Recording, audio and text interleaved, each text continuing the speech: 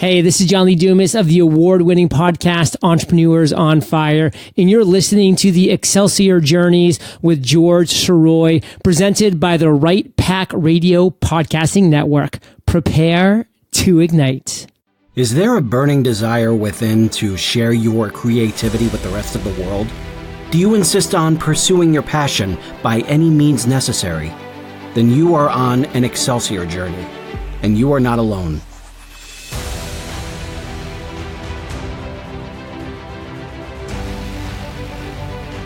Welcome back to Excelsior Journeys. My name is George Soroy. Thank you so much for being a part of this, the 11th episode of this weekly podcast. And I also hope you're listening to Right Pack Radio, because this is a part of the Right Pack Radio Podcasting Network.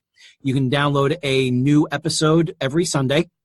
It's always a different roundtable discussion with some really great authors in the St. Louis area, with a whole lot to talk about in terms of writing, in both the structure of it, the tricks of the trade, pop culture in general. Always a really fun listen. So I hope you guys are paying attention to that.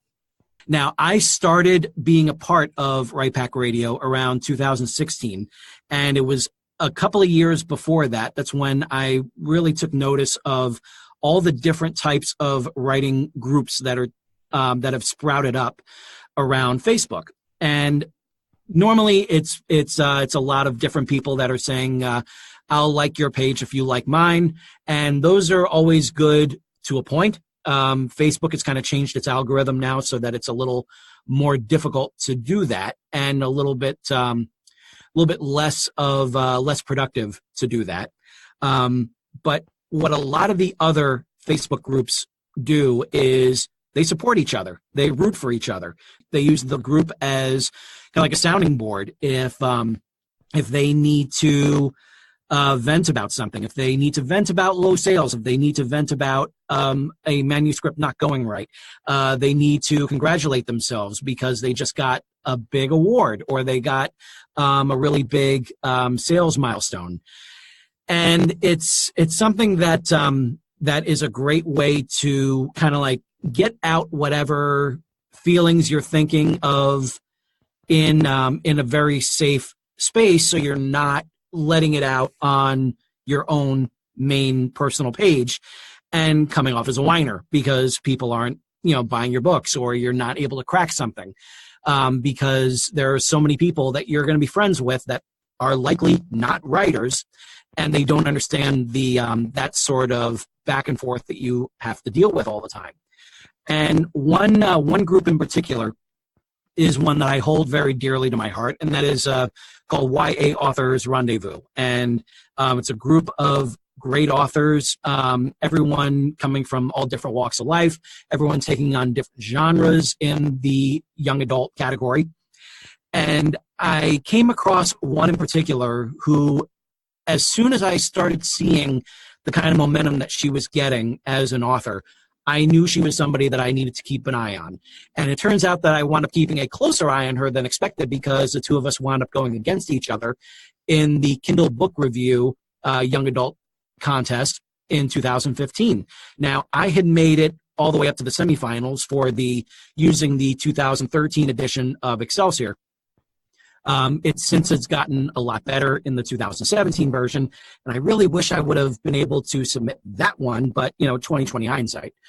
Made it all the way up to the semifinals, but that's as far as I got in that category. But this other author, Amalie Jahn, not only was able to make the semifinals, but then also made the finals, and then made then actually won in the young adult category with her book, The Clay Lion. And it turns out that was not the only award that The Clay Lion would wind up getting. So this particular book is one that wound up racking up all different types of awards, and then wound up getting her enough attention so that she was able to convert that into sales, to the point where she is now a USA Today best-selling author. And it's somebody that I am very proud to consider a friend, and somebody that I really wish nothing but the best for. So it is my privilege to introduce her to you today, and that is Amalie Jahn. Amalie, how are you? Hi, it's good to talk to you. That was a really very glowing introduction. I don't know if I'm worthy of it, but I'll take it. Oh, I hold my friends in high regards, and whether or not they think they deserve it, I think they do. I Um, appreciate it. so so as an author, you since we're right at the end of National Novel Writing Month, you have experience with NaNoWriMo, correct? I've written two. I've never finished. I've never won. I'm a turtle writer. I write very slowly, but I use it every year as a fire under my tail to make myself write even on the days when I don't have time. I force myself. So it's a good catalyst for me. I've never won, but I've written the book that I wrote last year for NaNoWriMo was the manuscript that ended up getting me my agent. So it's done well for me this year, not so well, but I do enjoy doing it. Excellent. I'm so thankful to hear that because I've heard so many other people just like, yeah, I've won it every time I've done it. Like I've racked up 6 different manuscripts, for it. And bless them, yes, that's terrific, and I give them nothing but props. But I'm glad to see that that there's someone else who has that same sort of kind of not. I don't want to say turtle. I want to say like we're very we are we're meticulous. You can say. I have a problem with editing as I write.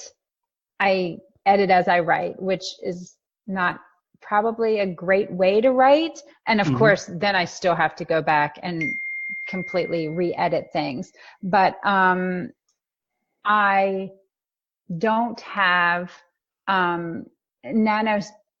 I force myself during nano to not do that. I just try and get it down. As I'm writing it, I think to myself, this is a steaming pile of garbage, but it gives me permission to do that. So yeah. Right. I'm definitely with you there. So when so let's go back to the very beginning with writing. So what was that one spark for you that made you say, yes, I want to go into writing. Yes, that is what I want to do.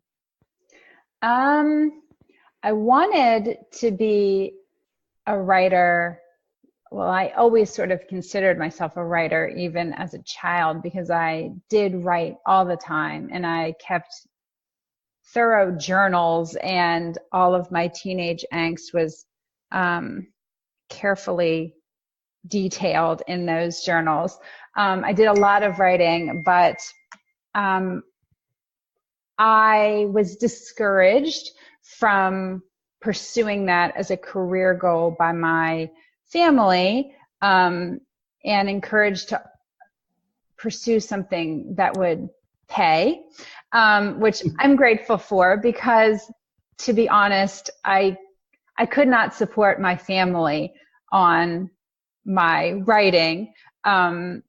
So with that being said, I wasn't even able to, I tried to major in English in college, and unfortunately with my elementary education minor, I couldn't graduate on time with English as my major and elementary education as my minor.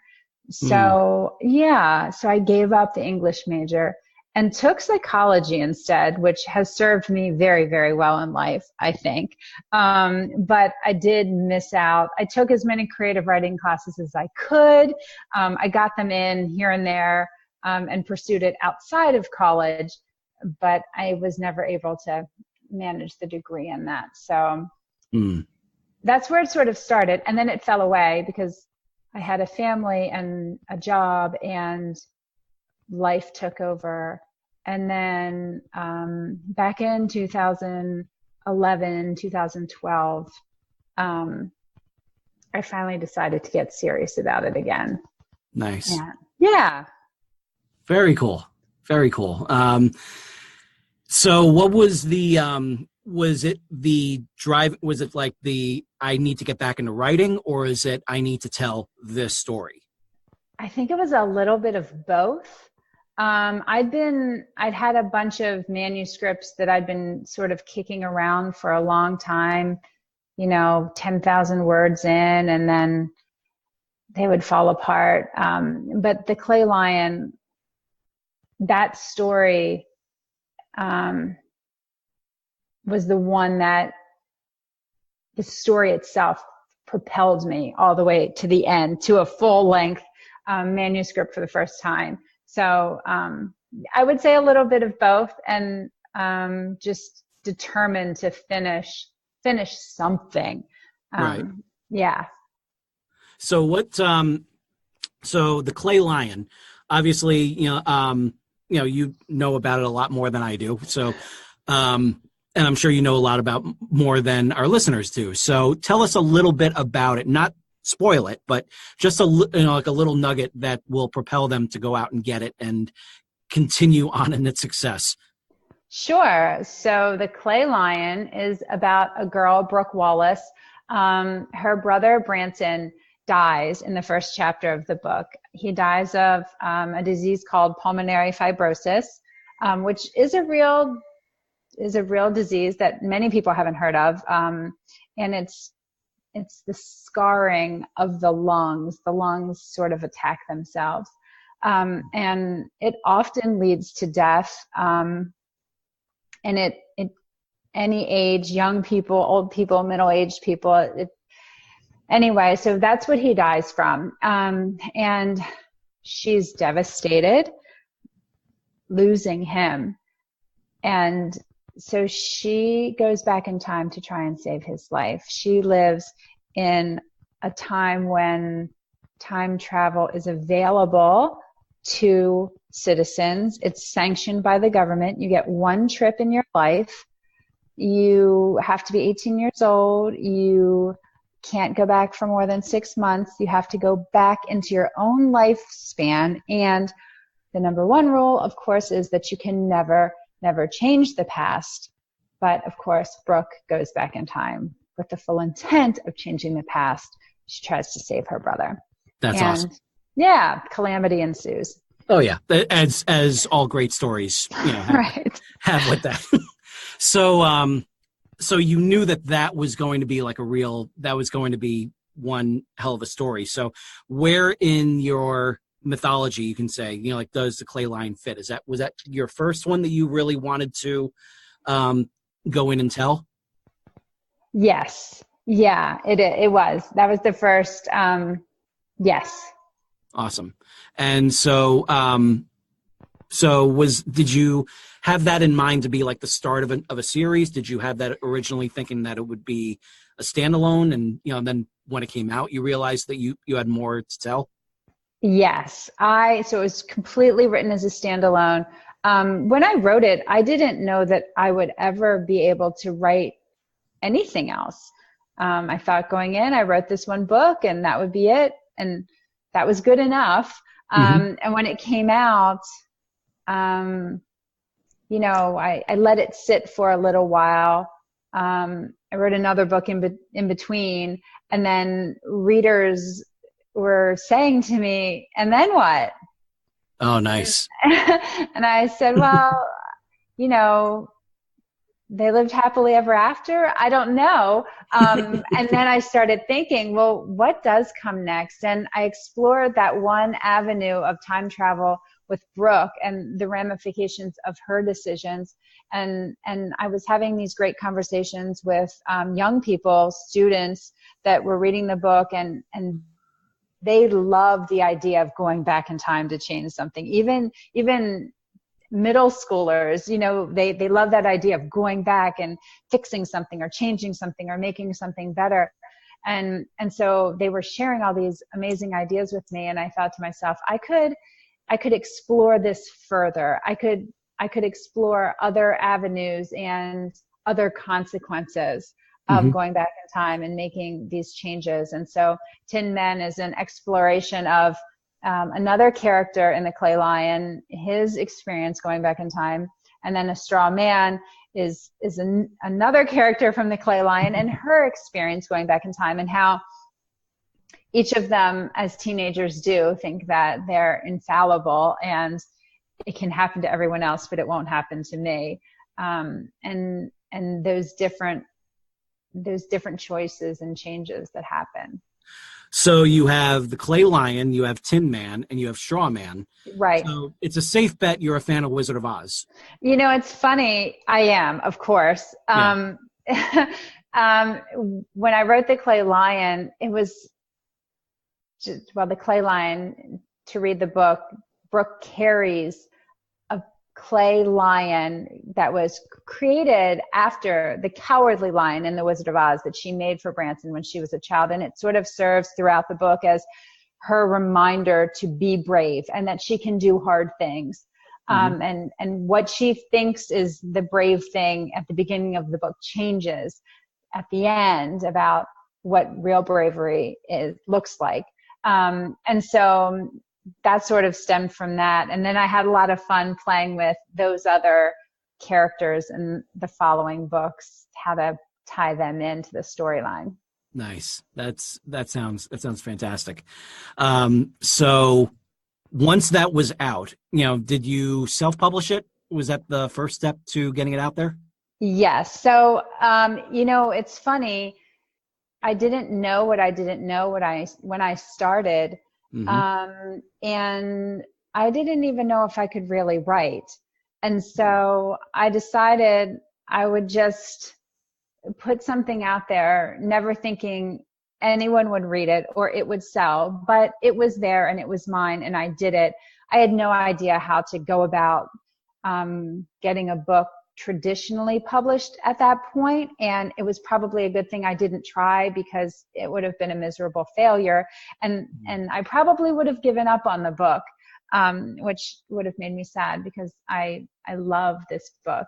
So I went through that process, and as the books, as I continued writing, and of course every book you write, I feel like I grow in my craft and I get a little better and I add things to my repertoire of things I know how to do now better than I did when I started.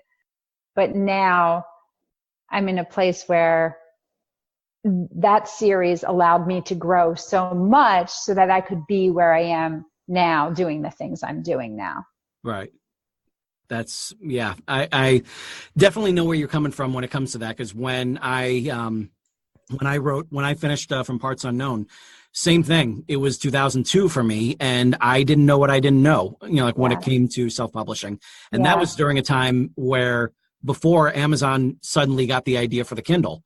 Right. And so self-publishing was really in the dregs. So if you wanted to self-publish, as soon as you said the word self-publish, Ex Libris is calling you on the phone all hours of the night. Right. You to, throw like $2,000 down the drain so you can get a bunch of books that are just going to sit in your garage. Right. Exactly. Yeah. So that was definitely not that was a dark time for the rebellion, to quote The Empire Strikes Back. So once that came out and you started to see that people were responding to you as an author, what was that feeling? Oh my God. Surreal. I mean, I could cry thinking about you just saying that sentence now. You never expect when you go into something. I think so many of us as authors, we are our own worst critics. Oh, and yes. It's very isolating and you sit alone and you're inside your head. And you go back and forth between thinking, this is the best thing I've ever written. And you look at it 2 days later and you said, who wrote this garbage? It was me. Right. And so, right. And so to have other people, especially, those very first weeks, it's a lot of people who know you and love you. And so, of course, they're going to only say nice things to you, even if they don't like something because they like you. Right. But once other people I didn't know and people who didn't care about my feelings, once they started saying, nice things and enjoying the story and being moved by Brooke's journey, that was tremendously powerful. And every time, a book comes out, I have the book coming out in March, and it's the same petrified feeling of, are people going to like this? Are they going to connect with my characters? And is their life going to be better for having read this book? And I hope so. Yeah. But it's still a scary thing. Oh man. Yeah. I know exactly what you mean when it comes to like that sort of, what would you say? Like almost like paralyzing perfectionism. Right. You know, because you want every word that you put down to be golden. And the fact that it's not, you know, it can be, you know, it can be traumatizing almost, you know, because it can stop your momentum so quickly. It did for me, you know, like with Greater Glory, and which is part 3 of the Excelsior journey. And, you know, for that one, for me, that's ending a trilogy. So I got that extra weight on my shoulders, especially, you know, finish strong. Especially coming after Ever Upward. Ever Upward for me is, you know, like the best thing I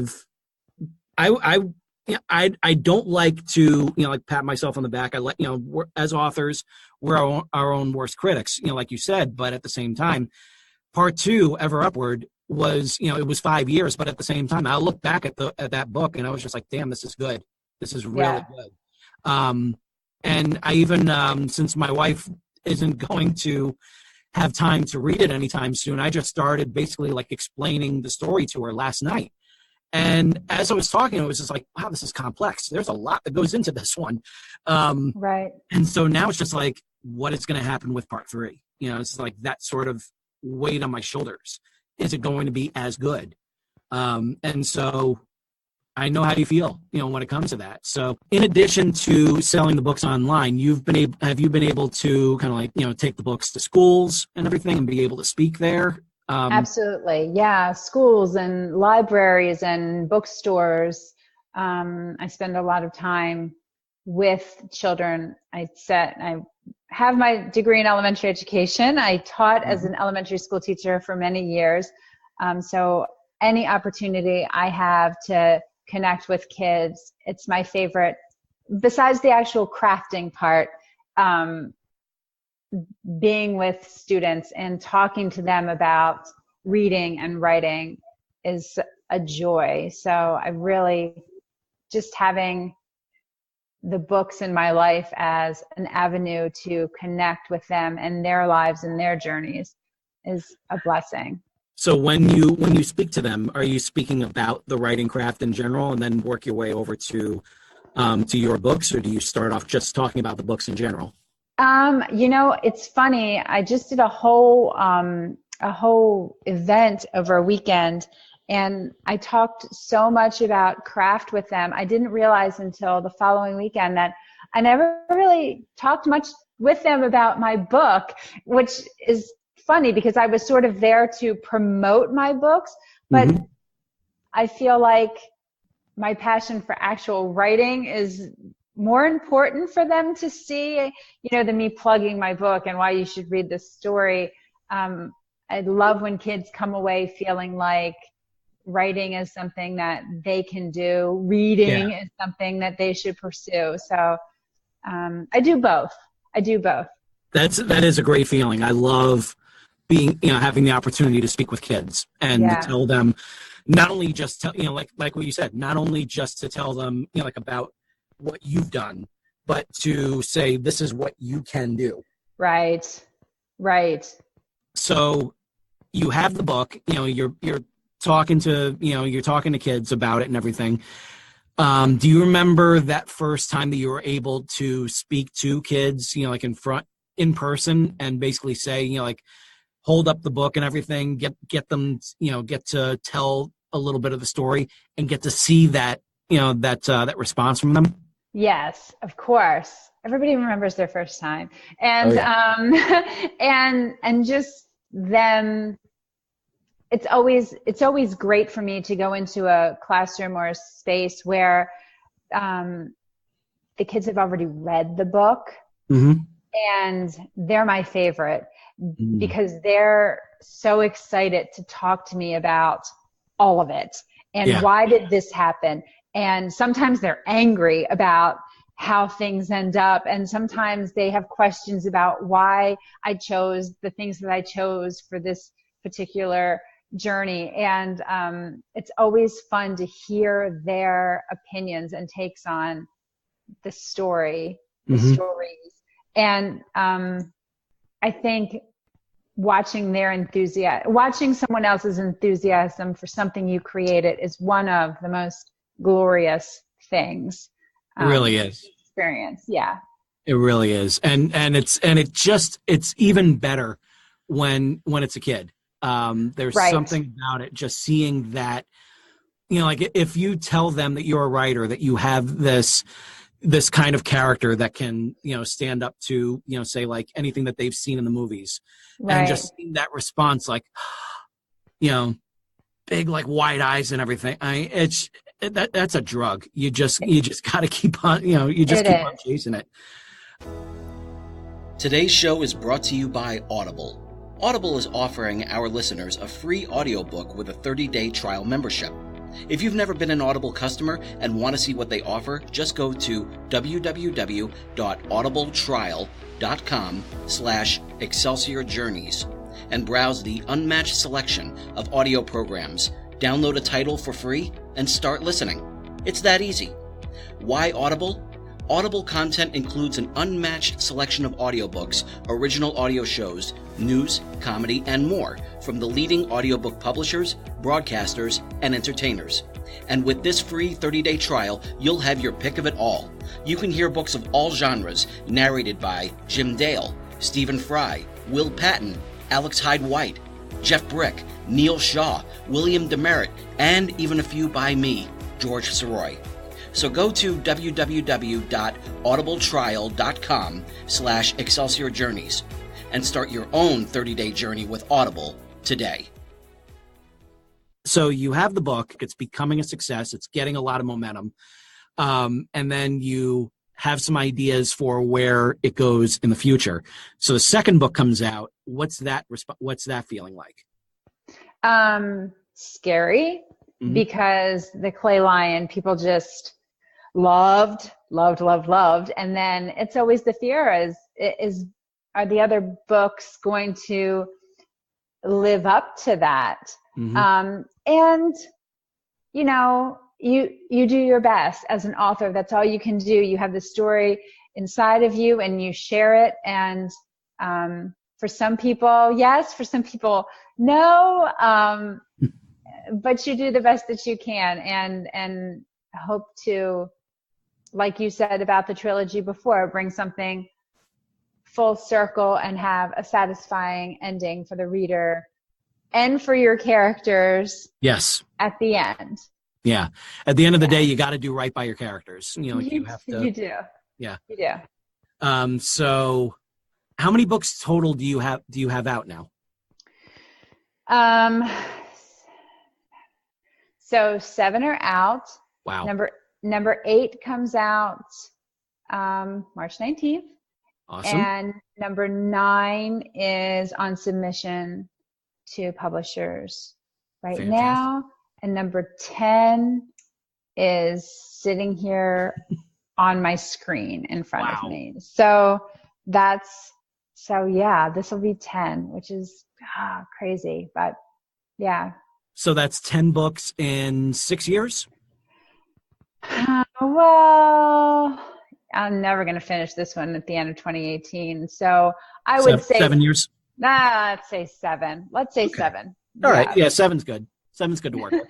That's terrific. That's it's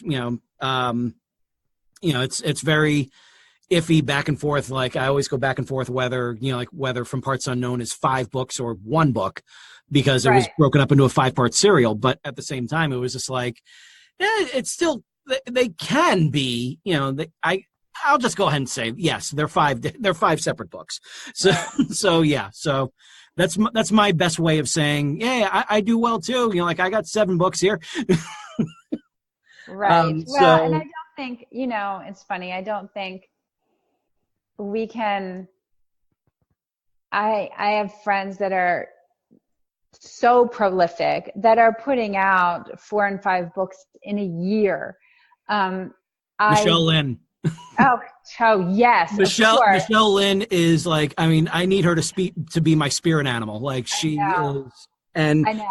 getting I don't to know how speak she with does her, it. getting to speak with her and Michelle Bryan at PennCon this past September was such a joy, and Yeah. which is episode 3 here. So that's even better that we were able to capture it. But at the same time, you could not see my eyes widen when she talked about how many books she's able to come out with. It's In a year. amazing. It's amazing. Yeah. Obviously, I don't prioritize my life well. I'm doing something wrong, perhaps. I don't know. I'm probably procrastinating too much on Twitter or something. I don't know. But it is what it is. I'm too old to change. I'm pretty certain. So I'll just keep plugging along here at my slow and steady rate. Yeah. Yeah. I know that I can pick up the pace in terms of production. I don't know if I'll ever get to the rate that Michelle is. But at the same time, it's a good line to strive for. Right. Right. It's something good to kind of keep in the back of your head. So right. When in 2015, that was when our paths really crossed, right. because not only did we know each other through YA Authors Rendezvous. What was your when did you join up with that group, by the way? I met Patrick in Miami, Florida at the Miami Book Fair. In Patrick the fall Hodges, by the way. Correct. Yes. In fall of that year. And he said, oh, you have to join this group. We're amazing. And I said, of course I will. And he wasn't lying. You all are absolutely my favorite YA group. So I'm so glad my paths crossed with Patrick, because that led to crossing paths with so many other amazing people. We all help each other along on this journey, and I would not be where I am if I hadn't crossed paths with so many different folks along the way. That's something that a lot of authors really need to take into consideration with joining these kinds of groups. Now, a lot of people think that that they're just kind of spending all their time on those groups when they could be writing, and in some cases that may wind up being true. But at the same time, it's very valuable to have that kind of a support system, even if it's just a virtual one, because you need that reminder that you're not alone in this. Right. Absolutely. I agree. When I wrote The Clay Lion and that book came out, and I had no idea, when people liked it, I didn't know what to do with it. Mm-hmm. And I remember I spent probably 5 months just crying because I felt very, very alone. I didn't know what to do. No one in my family could appreciate, they tried, but they couldn't appreciate what I was sort of feeling or going through. And when I was a new mother, I felt the exact same way. And at that point, someone suggested, you need to get online and find a mom's group. And so finally, after about 5 months of struggling as a new author, I thought to myself, well, why don't I do what I did when I was a new mom to pull me up out of my new mommy depression? Now I've got this book and I'm a new book mommy, and I'm having the same sort of postpartum depression. And I said, well, maybe there'll be people online. And lo and behold, they were all there. And it was the thing that got me to keep writing. Without a group of supportive people, I would have never written a second book or a third or any more. That's, I mean, it really is something. So, and also when you're online and finding that kind of support system, you're also finding other people that are basically saying, look at this, look at this kind of contest, look at this kind of contest. Right. And eventually you come across something like the Kindle Book Review. And right. What was that experience for you? So I made a set of goals for myself at the end of 2014. I do it every year. What am I going to do? What are my goals for the next year? And I write them all down. You're supposed to put things into the universe and write them into fruition. Mm-hmm. And I had a few goals for 2015, and one of them was to enter the Clay Lion in a few contests and review, arenas, just to sort of see what professionals thought of the book as opposed to just average readers, I guess. Yeah. Not that one is more important than the other, but it was just another step along the journey. It's kind of like validation. It's like something that kind of reminds you that you kind of do know what you're doing. Right. Some validation. And so I just sort of picked a few of them that I thought that I knew had good reputations and were reputable and carried some good clout with them. And I entered the Clay Lion in 3 that year, and I won all 3 of those award contests. The book did. So that was pretty exciting. And that was a good year. That was a very good year. Oh, yeah. I remember seeing, I think it was, didn't it total out with like 5 awards? I got extra. I only won 3. I did get a literary classic seal of approval, which, And you got the 5-star. You got the 5-star from Reader's Favorite. I did. Yes. Well. Yeah. Yep. Yeah. That's one of those things where it's just like that's a solid validation there. Right. Getting from them. I still remember not garbage. I still remember getting that 5-star seal from Parts Unknown, and Excelsior got a 4-star from them.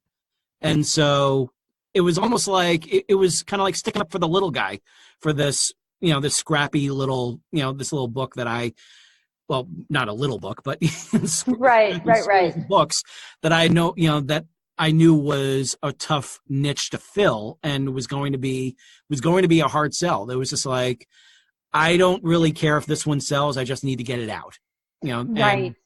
And that's why, but I feel like with this other series that I have brewing in my head that takes place after Excelsior, I was just like, I can't afford to do that again. I can't, say like, well, it's its own little monster. It needs to play to market. It needs to with this. So, do you think of that when you're getting ready to get your next book up and running? Like, do you think about the market? Do you think about it just like, this is the story I want to tell and this is what it's going to be? That's a super loaded question. I never did try and write to a market. I know there was like a harem phase that writers went through, and then like mermaids, everybody's writing about mermaids, and I've never written to a trend, because the truth is, by the time you realize something's a trend, if you're going to write a book and have it fully edited and ready for publication, by the time all of that happens, the trend is over, and the reading audience is likely moved on, and you're left with a book that everyone is going to say, we already have a mermaid book, or we already have a harem book, or we already have those, so we don't need another. So I don't try to write to trends. With that being said, at this point in my career, I have to be careful about writing something that will be marketable in my genre. And so my agent is invaluable in terms of me pitching something to her and saying, what do you think about this? And her being able to say, editors here, editors there, that's not something they're really looking for right now. And then I'll pitch something and she'll say, yes, I know a bunch of editors that are interested in something like that. So go ahead and work on that. So it's not necessarily writing towards a trend, but if I'm going to spend my time on writing something now, I want to know that there's a market for it, so it doesn't just languish either on a shelf or in no man's land in terms of not being picked up on a submission. Yeah, I definitely know where you are with that. So speaking of, writing to market and writing these different types of stories, the Clay Lion is its own trilogy, correct? Correct. All right. So the other books that you have do they take place in the same universe? Are they their own series, or are there a bunch of different standalones? What's their stories? Okay. So the Seven's Prophecy series is 3 books, another trilogy. It's Among the Shrouded, Gather the Sentient, and Beyond the Sanctified. And those 3 books, they're not YA. They're probably NA if people would embrace that as a genre, but the publishing world doesn't love NA. That's new. NA new adult, like, the characters are in their young 20s. They're just sort of starting out, finding their place in the world.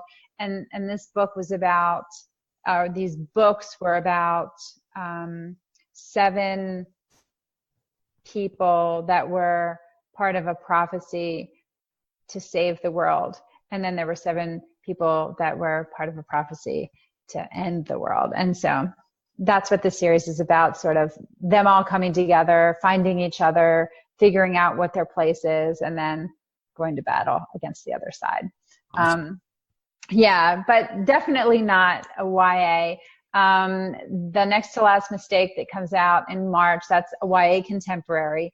And I always felt like, the Clay Lion and Tin Man and A Straw Man, although they did have the science fiction element of the time travel, they were very much contemporary books. The world those characters lived in I always sort of thought of it as a parallel universe to this one. It was very much like this. It's just, there was time travel there. So more speculative fiction than, but very contemporary. So I loved getting back to that contemporary with The Next to Last Mistake. And then Phoebe Unfired is on submission now, and that's contemporary as well.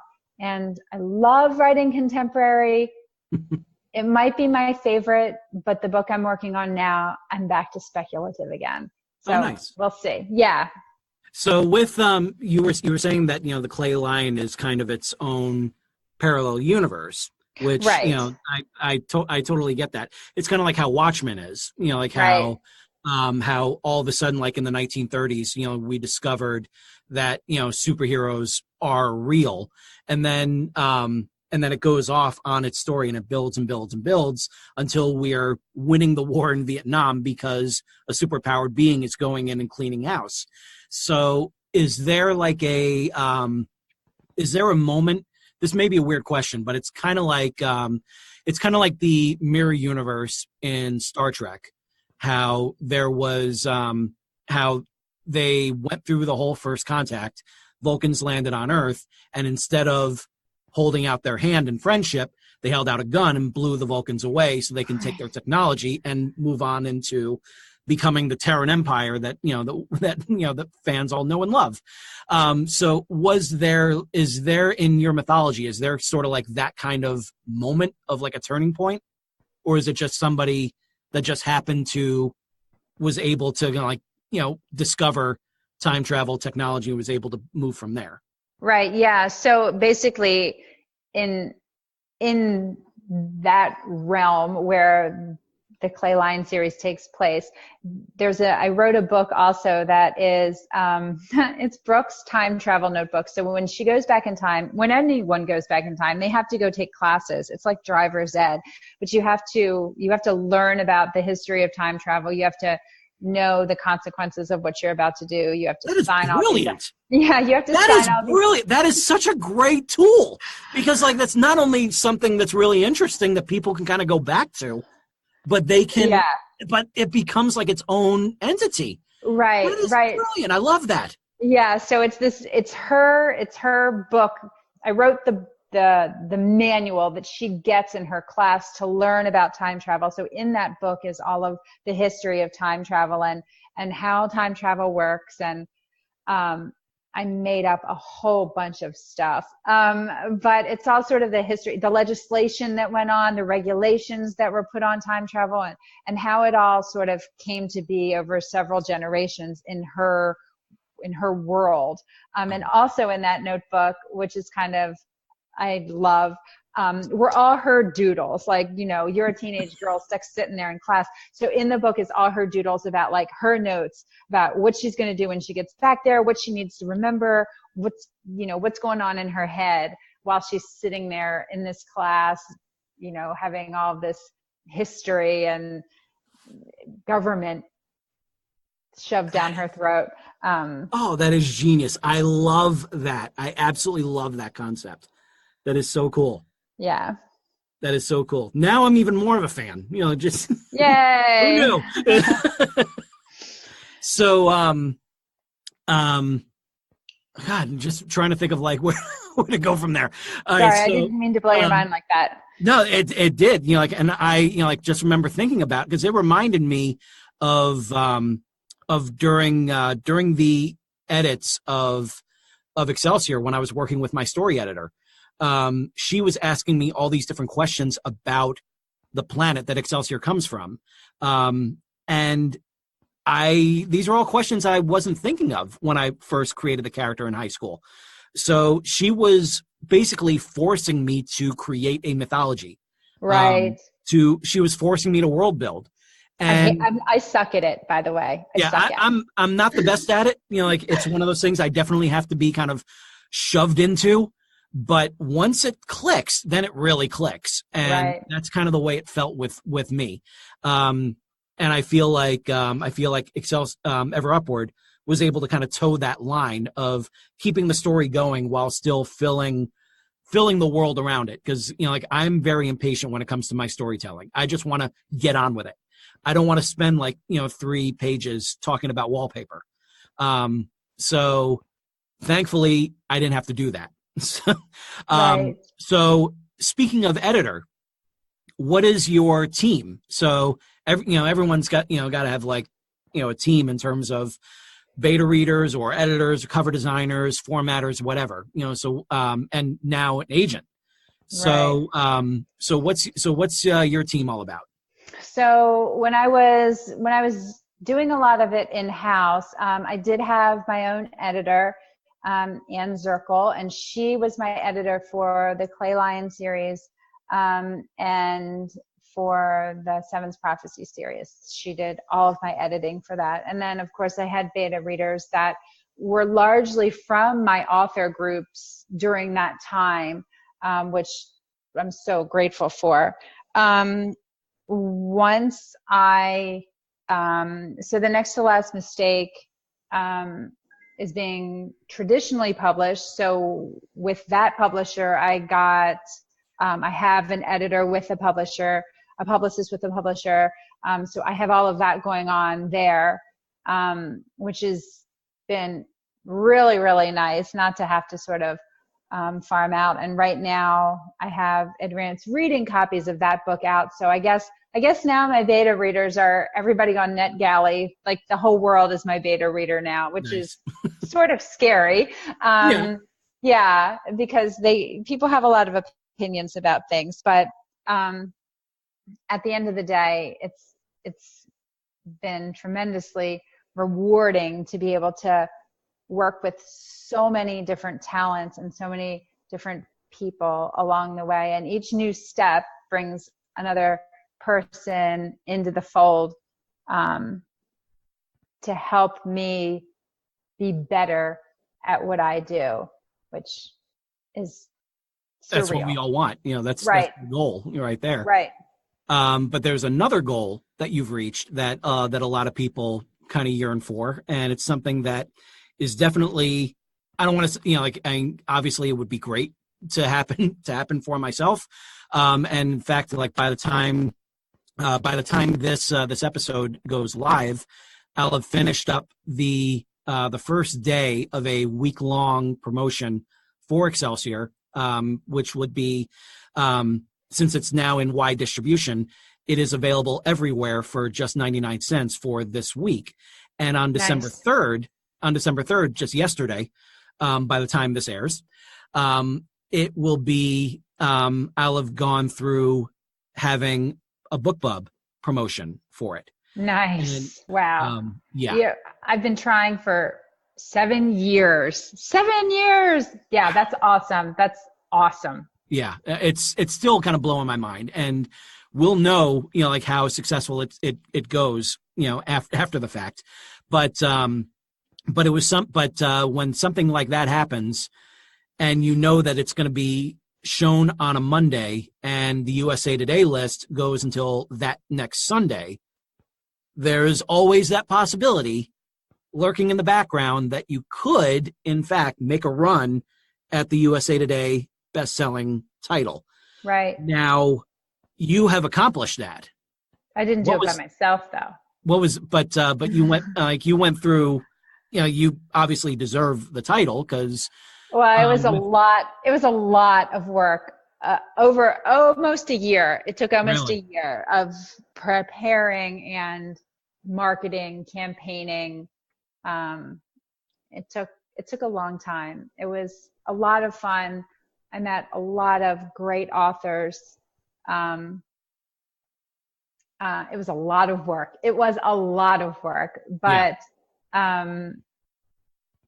it paid off. We got the letters, and nobody can take that away from you, your name on that list. So exactly. Exactly. And that's something that, that I hear from, from a lot of people, just very kind of down on the whole, combining, like a lot of different authors into one anthology, and all of you kind of, pushing to get it out there. Right. Some people would say like, oh, you bought your way on the list. That's not the case. That's not the case at all. Yeah, no. I mean, every single one of our sales was a legitimate sale to a reader. I know there are groups out there that they just buy their own sales. There are groups that will do that, and I know they're the big five. The big five publishers are guilty more than once of doing that, because they know that, especially in the nonfiction category, because you have like a presidential candidate or a big time name who's already established. They go ahead, they want to write a book and everything. Then all of a sudden they need products to put out there at their different speaking engagements. So right. That creates its own thing, and all of a sudden it gets them right on either the USA Today or New York Times or both. Right. But at the same time, it's just like there's a whole, like I've seen it. I've seen it. I haven't experienced it yet, but there's a whole lot of work that goes into it when you're doing an anthology like that. Right. Right. I got nothing but respect for everyone who are able to do it and pull it off and actually like make a run of it. It's about pooling resources, and pooling fan bases and pooling your experiences and your knowledge and your marketing abilities. And somebody might be really great at graphics, but you're horrible at it. So, you let the graphics person do the graphics. And if somebody has a huge fan base on this social media platform, you let them take that. So it's about not having to be a jack of all trades. You can sort of everybody does their thing that they're good at, and you sort of pool together to collectively to bring in a fan base of people, which is exactly what a large publisher does. They do the exact same thing. Mm-hmm. The difference, and this is just you're collecting a bunch of authors together to do that work, as opposed to a team at a publisher to do that work.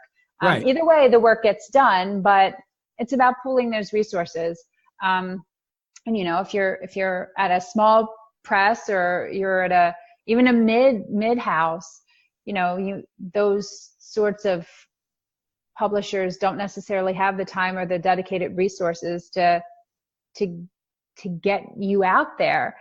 So you can work together to get each other out there. And even in my group of authors for 2019, even the men and women who are publishing with big five houses, mm-hmm. They're still out there doing the marketing and putting together newsletter subscriber bases and doing giveaways and sending out art copies. They're still doing a lot of the legwork that all authors are sort of expected to do in this day and age. Yeah, unless you're A-list, And I don't, I don't have any dreams of that happening, but I have a feeling I'm going to be doing a lot of marketing for a long time. I totally with you right there. And you have a strong, if I'm not mistaken, you do have a newsletter out, correct? Oh, yes. Yes. Yeah. And you have a good subscriber list with that? I do. Yep. And again, I've been at this for probably 5 years on the newsletter, building and collecting subscribers. And again, a lot of it is pooling resources, and I'm still doing it to this day. At this point, what's awesome is being able to use what I've learned over these years and now use that to help other new authors coming in to be able to, they're just starting out, they have no idea. And it's just experience. That's all I have is experience. It's the only thing I have that they don't. But if I can use my experience to help somebody else along the way, that's the reason you're here, right? So if I'm successful, but I never turn around and help somebody else be successful, then my success is wasted. So at this point, any success I have, I'm trying very hard to turn around and help someone else be successful too. That is an amazing way to look at it. And it's something that that we need more of in this writing community. And I love seeing that, from other authors, basically with me, this show is, it's not just an avenue for people to kind of get their experience out there, get their time in the spotlight. But what it also is allows me to kind of pick their brain a little bit, because I suck at when it comes to newsletter building. Right. It seemed like, I was going with a newsletter for quite a while, and it seemed like it was just the same 30 people that were opening it up. And it was just, it was like a ghost town. So I cut it off, and I realized that, I need to build it back up from the bottom floor. And I've realized that, that there's, I'm seeing people with, 1,000 subscribers, 2,000, 2,500, whatever. And I'm just like, how does that happen? How does that happen so quickly? Because I've seen, some people are just like, I'm starting up a newsletter. Oh, I got several hundred, subscribers. It's like, how? Just that just blows my mind to see that. The key to it all is pooling, is pooling resources with other authors, and especially authors who write in your same genre, but almost in your same niche genre. So, if you're writing YA fantasy, pooling with other authors that are writing YA fantasy, if you can do something collectively together to encourage people to subscribe to you collectively, you're going to find that those subscribers are more engaged with you because you're writing the sort of books that they like to read. I didn't have a lot of success early on just pooling with whoever, because then if I've got subscribers that are reading adult mysteries, they're going to take one look at my YA contemporary, and they're going to unsubscribe from me immediately, because they're not my fan base. Right. So I think my best suggestion for finding a good, solid subscriber base would be to reach out to other authors who are writing in your same niche genre and pool together to collect people who might be interested. If they're interested in you, they might be interested in these other authors as well. And there's always someone out there who is less savvy than you are, and there's always someone out there that's more savvy than you are. So find both and bring them into your circle. That's excellent. That's an excellent way to look at it. So with that in mind, where can readers find you? Where can't readers find me, George? Usually I'm in the car driving carpool. That's where you can find me. So I have my website, which is just amaliajahn.com. It's super easy. I'm on all the socials. I'm on Facebook, just Amalie Jahn, Twitter, at Amalie Jahn, Instagram. Oh, that's right. It's super hard. So it's AMALIEJAHN. And if just Google, and it's all going to show up. I think there's another Amalie Jahn who lived in the 1800s that comes up if you Google her. But beyond that, I think I might be the only one. So I don't think she had a strong social media presence. So. She probably didn't. No. So yeah, you can find me. Awesome. Amalie, thank you so much for being a part of the show. And I really hope that that all of you authors that are up and coming, that are really kind of searching for their spot in this writing community. If you're a YA author, definitely check out YA Authors Rendezvous. And by all means, just keep yourself passionate about the work you're doing. And just keep on plugging away, because experience is a wonderful tool that will get you to where you want to be, but at the same time, passion is what really drives us all. And Amalie is a perfect example. She had a story that she had to tell. She had the drive to get it told, and she has reaped the benefits, almost immediately, since. And so, to wrap up National Novel Writing Month the way that we are, I really think that this is that we have spoken with some great authors from all walks of life, all different types of experiences. And it has been just an absolute pleasure, not only getting to pick their brain a little bit, when it comes to different things that they're doing that's working, but also just to know that as writers, writing is the most solitary job in the world, but, because at the end of the day, it's just you sitting in front of a keyboard or a typewriter. But at the end of the day, we are not alone. We are a writing community. We do support each other. And when one of us succeeds, many of us succeed.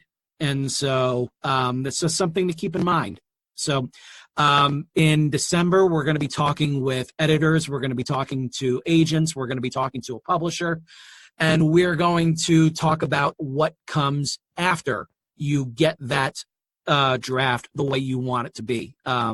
Just writing that one first draft in National Novel Writing Month, that is not the final step that you that will get you to getting your work out there in the world. There is much more that you need to do. So we're going to talk about it all, and I really look forward to having you guys there every step of the way. And for Amalie Jahn, this is George Soroy saying to you, ever upward. We'll see you next week.